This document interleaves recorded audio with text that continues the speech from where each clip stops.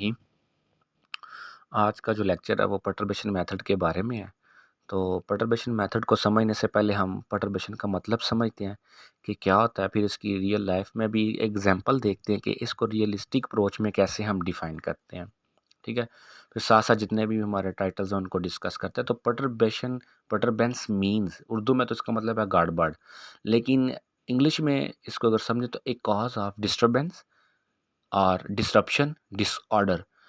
तो क्या है जी, कोई भी हमारा जो नॉर्मल लाइफ में जो हम काम कर रहे हैं उसमें जो डिस्टरबेंस है आई है, अब्रप्ट चेंज जो आती है, जो डिसरप्शन हुई है, जो मुदाखलत हुई है, जो डिसऑर्डरनेस हुई है, बेतरतीबी जो हो गई है अचानक, ये नॉर्मल लाइफ के अंदर जो हमारी अचानक एक नई सिचुएशन को हम डील आउट करते हैं जो हमारी नॉर्मल रूटीन में, तो ये बेसिकली पर्टर्बेशन इसका मतलब है।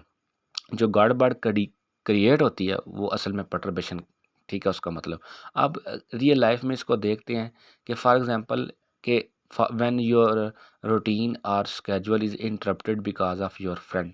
देखिए, आपने पूरा दिन अपनी मर्ज़ी से गुजारना था, जो भी आपका एक प्लान है, स्केड्यूल है, लेकिन अचानक आपका एक दोस्त आ जाता है, आपके मेहमान आ जाते हैं, तो आपकी जो नॉर्मल जो रूटीन थी उसमें एक एक एक अचानक एक नई सिचुएशन अब्रप्ट जो चेंज आई है, ठीक है? आपका माइंड जो है उसमें गड़बड़ पैदा हो गई है, ठीक है? वैसे एक सिचुएशन क्रिएट कर रहे हैं, ठीक है?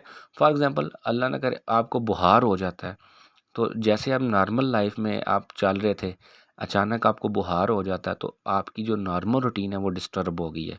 उसमें डिस्टर्बेंस डिसरप्शन आ गई है, वो डिसऑर्डर हो गई है, ठीक है? तो ये हमारी पर्टर्बेशन की एग्जांपल। अब मैथमेटिकल फॉर्म में हम इसको देखते हैं कि पर्टर्बेशन जो है वो प्रॉब्लम की फॉर्म में हम देखते हैं। देखें, अब ये हमारे पास एक क्वाड्रेटिक इक्वेशन है और इसमें हमारे पास अगर देखा जाए तो हमारे पास एक पैरामीटर है ई एप्सिलॉन।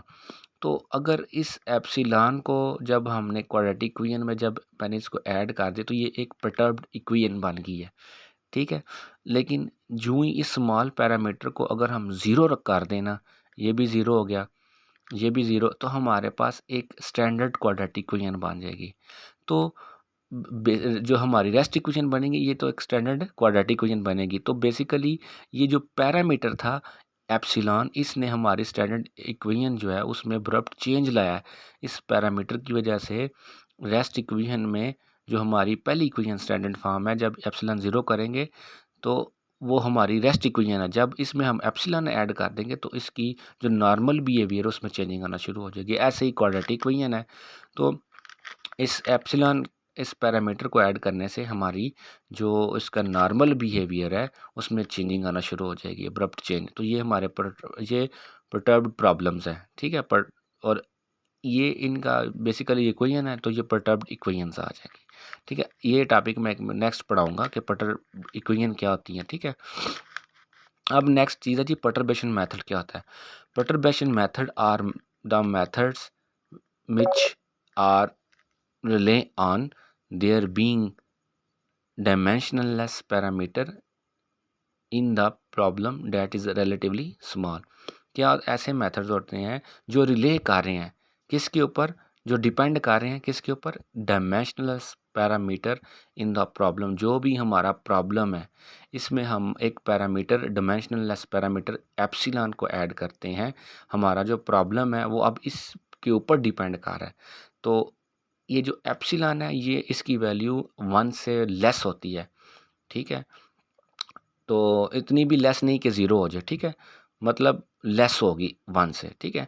तो अब आपको परटर्बेशन मेथड की भी समझ आ गई है। ये ऐसा मेथड होता है जो कि एक स्मॉल पैरामीटर एप्सिलॉन के ऊपर डिपेंड कर रहा होता है, जिसकी वैल्यू 1 से कम होती है। अब नेक्स्ट जो मेरा लेक्चर होगा उसमें हम परटर्ब्ड इक्वेशंस को पढ़ेंगे, फिर परटर्बेशन मेथड की कुछ टाइप्स हैं, उनको डिस्कस करेंगे, फिर उनके सॉल्यूशंस कैसे होते हैं, उनको हम समझेंगे।